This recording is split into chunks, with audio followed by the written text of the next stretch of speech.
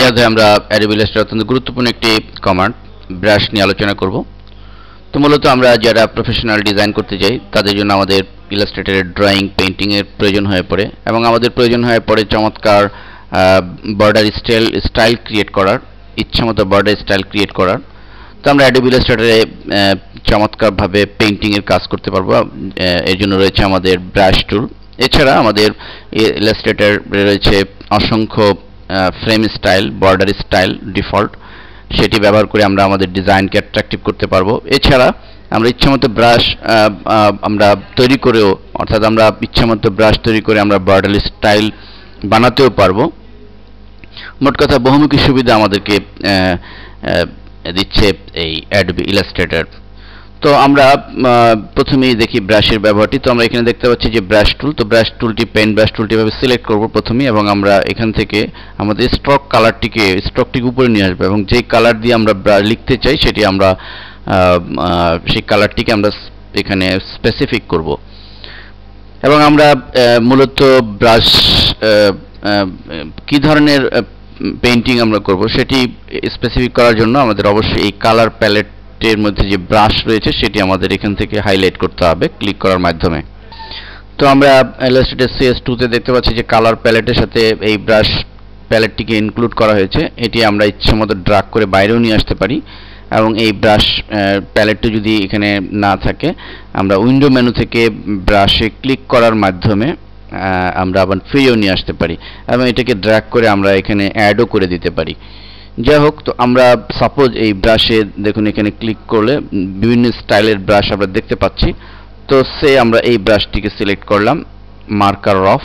এবার আমরা যদি এখানে সাপোজ লিখি যে 2, দেখুন অলরেডি 2 হয়ে গিয়েছে, একটা আর্টিস্টিক স্টাইলের লেখা হয়ে গিয়েছে। এবং আমরা এই আমাদের লেখাটিকে কতটুকু মোটা চিকন করব সেটি আমরা এই স্ট্রোককে আমরা এটিকে বাড়িয়ে কমিয়ে দিলে এটি মোটা চিকন হয়ে যাবে।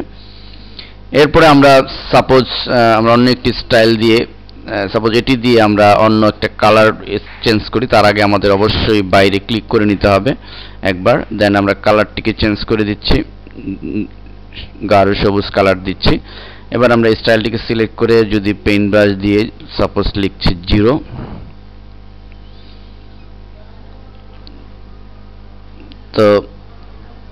তো আমরা এভাবে 0 বা যে কোনো লেখা আমরা এভাবে লিখতে পারবো। তো মোট কথা আমরা এই পেইন্ট ব্রাশ টুল এবং এখানে স্ট্রোকে কালার নির্বাচনের মাধ্যমে এবং এই ব্রাশ প্যালেটের যে সমস্ত ব্রাশ স্টাইল রয়েছে সেই সমস্ত ব্রাশ স্টাইলের মাধ্যমে আমরা আর্টিস্টিক স্টাইলের লেখা ক্রিয়েট করতে পারবো, বা আমরা যে কোনো পেইন্টিংয়ের কাজ আমরা করতে পারবো। এবার আমাদের যেই অত্যন্ত গুরুত্বপূর্ণ ব্রাশ সেটি আমরা দেখব, সেটি হচ্ছে যে কোনো অবজেক্টের মধ্যে এই ব্রাশের ব্যবহার। অর্থাৎ আমরা কোনো অবজেক্টে বা কোনো শেপে মধ্যে যে বর্ডার রয়েছে আমরা চমৎকার সব বর্ডার ইউজ করতে পারি এই ব্রাশের সাহায্যে। তো এটি করার জন্য আমরা একটি রেক্ট্যাঙ্গেল ক্রিয়েট করছি। আমরা এই রেক্ট্যাঙ্গেলটি ক্রিয়েট করার পরে এখন আমরা দেখুন আমরা এই ব্রাশ প্যালেটের নিচে যে সমস্ত ব্রাশ রয়েছে, এখানে বিভিন্ন ধরনের ব্রাশ রয়েছে। তো আমরা যে কোনো ব্রাশে যদি ক্লিক করি, আমরা ক্লিক করার সাথে সাথে কিন্তু সেই ব্রাশটি বর্ডার হিসেবে অ্যাপ্লাই হয়েছে। এছাড়া Adobe Illustrator CS এবং CS2 তে এই দুটি ভার্সনে আমাদের অসংখ্য বর্ডার স্টাইল সংযুক্ত করা হয়েছে।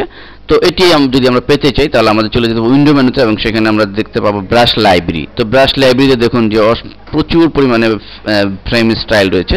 তো আমরা সাপোজ এখান থেকে বর্ডার ড্যাশ এটিতে ক্লিক করছি, এবং বর্ডার ড্যাশ ক্লিক করার সাথে সাথে বর্ডার ড্যাশের প্যালেট চলে আসে। এবং আমরা দেখুন এটির মধ্যে যদি ক্লিক করি তাহলে আমাদের যে তৈরি করা শেপটি কিন্তু ঠিক সেই অনুরূপ হয়ে গিয়েছে। এবং আমরা এই গোল্ড সার্কেল যেটি রয়েছে সেটিতে যদি ক্লিক করি তাহলে অবশ্যই আমাদের এই সার্কেল অনুযায়ী হয়ে যাবে। এবং আমরা স্ট্রোক যদি বাড়িয়ে দিই তাহলে আমরা জিনিসটির বুঝতে সুবিধা হবে আমাদের। আমরা স্ট্রোক বাড়িয়ে দিচ্ছি। তো একইভাবে আমাদের এখানে দেখুন আরও প্রচুর পরিমাণে ব্রাশ রয়েছে, স্টাইল রয়েছে। আমরা যেটিতে ক্লিক করব জাস্ট ক্লিক করার সাথে সাথে সেটি অ্যাপ্লাই হবে। এছাড়া উইন্ডো মেনুর ব্রাশ লাইব্রেরিতে গিয়ে আমরা যদি অন্য ভিন্ন আরেকটি স্টাইল যেমন বর্ডার ফ্রেম এটির মধ্যে আমরা যদি ক্লিক করি তো বর্ডার ফ্রেমের স্টাইলগুলো এখানেও আমরা আমাদের পছন্দনীয় স্টাইল আমরা পাবো। আমরা জাস্ট ক্লিক করলেই অটোমেটিক্যালি সেটি আমাদের সিলেক্ট করা অবজেক্টের উপর অ্যাপ্লাই হবে। এটি অবশ্যই স্ট্রোকটি কমাতে হবে। এছাড়া আমরা বর্ডার স্টাইলে আমরা আরো চমৎকার একটি স্টাইল পাবো। ব্রাশ লাইব্রেরিতে ফিরে গিয়ে আমরা এখানে দেখতে পাচ্ছি যে বর্ডার নোভলি, বর্ডার ড্যাশড ইত্যাদি। তো আমরা এখান থেকে এছাড়া আমাদের ব্রাশ লাইব্রেরির মধ্যে আরেকটি চমৎকার হচ্ছে ডেকোরেটিভ স্ক্যাটার। আমরা উইন্ডো মেনুর ব্রাশ লাইব্রেরিতেই এটি পাবো, ডেকোরেটিভ স্ক্যাটার। তো এটি ইলাস্ট্রেটর 2 তে অত্যন্ত সমৃদ্ধশালী একটি ব্রাশ ফিচার। আমরা দেখতে পাচ্ছি যে এখন এখানে আমরা জাস্ট সাপোজ ধরুন আমরা এই কনফেটি এটির মধ্যে ক্লিক করছি, তাহলে অটোমেটিক্যালি চমৎকার কিন্তু একটি শেপ তৈরি হয়েছে। এবং আমরা যদি এটি স্টারের ভিতরে ক্লিক করি তবে কিন্তু আমাদের এটির মধ্যে অ্যাপ্লাই হবে। মোট কথা আমরা যেটির মধ্যে এটি করব সেটির মধ্যে এটি অ্যাপ্লাই হবে এই ব্রাশগুলো। এছাড়া এই ব্রাশগুলো আমরা কোনো শেপ ছাড়াও ইচ্ছামতো একটি অবজেক্ট রূপেও পেতে পারি। সাপোজ আমরা এখান থেকে আমাদের এই ব্রাশটি আমাদের পছন্দ, আমরা জাস্ট ড্র্যাগ করে যদি এনে আমরা এখানে ছেড়ে দিই, দেখুন অলরেডি একটি ব্রাশ কিন্তু আমরা পাচ্ছি। এটিকে আমরা যে কোনো অবজেক্ট হিসেবে ইউজ করতে পারবো। এরকমভাবে আমরা এখানে যদি এই অবজেক্টটি পেতে চাই, এই ব্রাশটি পেতে চাই, আমরা জাস্ট চেপে ধরে নিয়ে আমরা ছেড়ে দিলেই আমরা এখানে একটি অবজেক্ট হিসেবে এটিকে ইউজ করতে পারবো, শেপ হিসেবে এটিকে ইউজ করতে পারবো। ব্রাশ ইউজিং এর এই পর্যায়ে আরেকটি বিষয় আমরা দেখব, সেটা হচ্ছে যে ডেকোরেটিভ ব্যানার অ্যান্ড সিল। তো এই ব্রাশটি ইউজিং এর জন্য আমাদের যে কাজটি করতে হবে, দেখুন এখানে এটি কিন্তু বিভিন্ন ধরনের ব্যানার স্টাইলের ব্রাশ। তো এটি করার জন্য আমরা পেন টুলের সাহায্য নিয়ে একটি ব্যানার তৈরি করব এভাবে।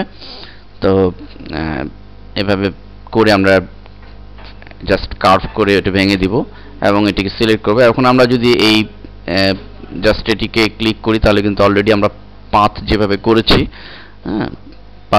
করেছি ঠিক সেভাবে কিন্তু আমাদের এই ব্রাশটি অ্যাপ্লাই হয়েছে। আমরা যেটির মধ্যে ক্লিক করব সেরকম হয়ে যাবে। তো এভাবে আমরা